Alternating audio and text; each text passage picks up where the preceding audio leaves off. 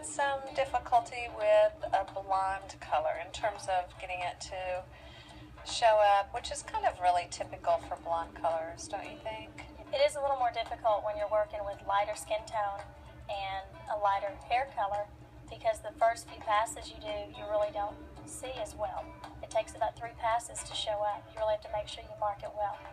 I agree that it's really important anytime you're working with blonde colors, any light colors, to really make your boundaries really obvious before you begin the procedure. But I also notice when I implant the pigment, if I'm real aggressive when I implant the pigment, even if there's not a lot of color there, if I apply that Duracaine and I wait 7 minutes, I find that that color kind of pulls up to the surface of the skin and I can see the mark or where I'm going. I can see that boundary. It becomes more obvious if I just let the Duracaine work and wait a little bit of time. Do you find that to be true in your procedures as well?